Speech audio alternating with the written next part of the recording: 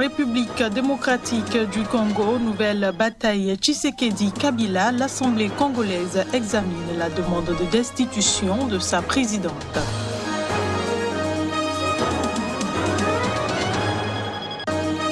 Conférence de presse de la mission de la CEDEAO au Ghana. Les missions d'observation font le point de leurs activités. On en parle dans un instant.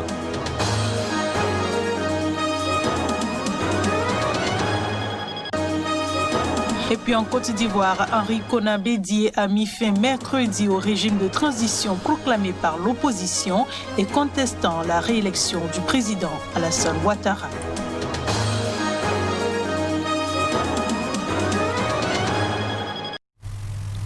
Bonsoir à toutes et à tous et bienvenue dans cette édition. Suite aux élections du lundi dernier au Ghana, les missions d'observation présentes dans le pays rendent déjà compte. Celle de la CEDEAO a donné une conférence de presse ce mercredi à Accra. À cet effet, nos reporters Saturne Djossou et Justin Donrissou y étaient.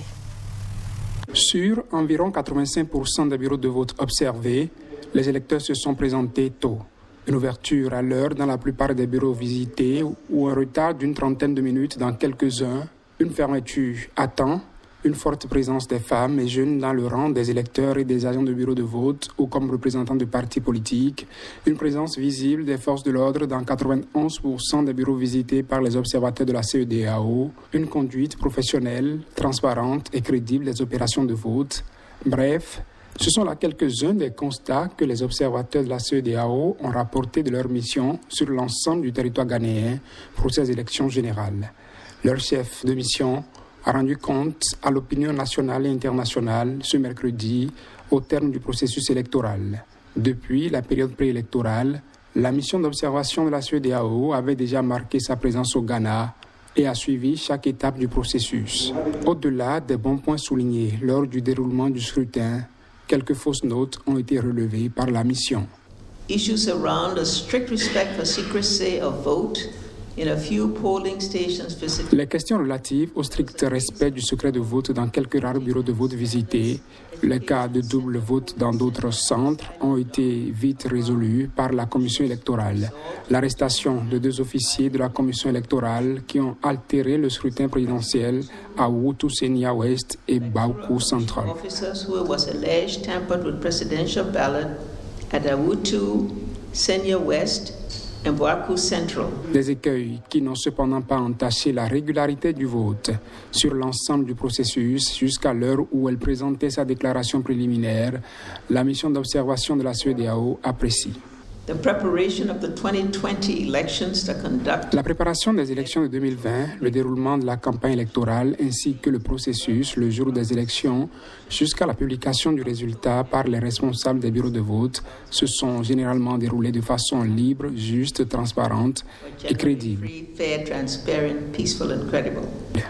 Déjà, la commission électorale a livré les premiers résultats de ces élections qui donnent le président sortant Nana Akufo-Addo vainqueur. Que toute contestation, s'il y en avait, soit faite de façon légale, a recommandé la mission d'observation de la CEDEAO pour la paix au Ghana. Dans le même registre, la mission d'observation électorale de l'Union africaine a elle aussi présenté ce mercredi à Accra les résultats de ses observations des élections du lundi dernier au Ghana. Tout s'est déroulé de façon pacifique et démocratique, salue-t-elle. Un extrait de la déclaration du chef de mission de l'Union africaine, par ailleurs ancien président de l'Afrique du Sud, au-dessus des propos recueillis par Saturne Djossou et Justin Donrissou. Closing procedures were followed and party agents received copies of the result sheets which were also posted. Les procédures de clôture ont été suivies. Les représentants des partis ont reçu des copies des feuilles de résultats qui ont été affichées dans le bureau de vote. Le processus d'ouverture, de vote, de clôture et de dépouillement s'est déroulé de manière pacifique. La mission d'observation électorale de l'Union africaine félicite le peuple ghanéen et toutes les principales parties prenantes au processus électoral pour la tenue d'élections ordonnées et pacifiques dans le cadre d'un contexte difficile de Covid-19. And all key electoral stakeholders for holding an orderly and peaceful elections under a challenging COVID-19 context. En République démocratique du Congo, l'Assemblée nationale a commencé ce jeudi l'examen d'une demande de destitution de sa présidente, nouvelle étape dans l'offensive du président Félix Tshisekedi pour renverser la majorité parlementaire fidèle à son prédécesseur Joseph Kabila. Puis l'annonce de la fin de la coalition Kabila-Tshisekedi par le président, la crise au sein des deux grandes formations ne fait que s'aggraver. Ce jeudi, une séance plénière a commencé en début d'après-midi pour l'examen et le vote des pétitions à charge des 6 membres du bureau sortant. Première visée, la présidente de l'Assemblée, Janine Mabunda, s'est défendue sur le fond pendant plus de 15 minutes face aux accusations d'opacité dans sa gestion financière portée contre elle. Se basant sur des éléments purement techniques et non politiques, j'invite l'auguste Assemblée à rejeter cette pétition formulée à notre rencontre, a-t-elle conclu dans une ambiance survoltée. L'Assemblée pourrait se prononcer par vote dès ce jeudi, après avoir entendu la défense des 5 autres membres du bureau sortant, un vice-président accusé d'incompétence notoire, 2 rapporteurs et 2 questeurs. Le président a annoncé qu'il souhaitait dégager une nouvelle majorité à l'Assemblée pour soutenir sa politique de réforme, faute de quoi il dissoudrait la Chambre basse. La plénière a été convoquée par un nouveau bureau provisoire de l'Assemblée, installé mardi à l'initiative des partisans de Félix Tshisekedi. Cette équipe provisoire de 3 membres a été reçue mercredi par le chef de l'État, selon des médias congolais. Le secrétaire général de l'ONU, Antonio Guterres, a condamné les incidents violents qui ont éclaté au Parlement lundi et a appelé mardi tous les acteurs politiques à résoudre leurs différends pacifiquement, un message repris par les grandes ambassades à Kinshasa.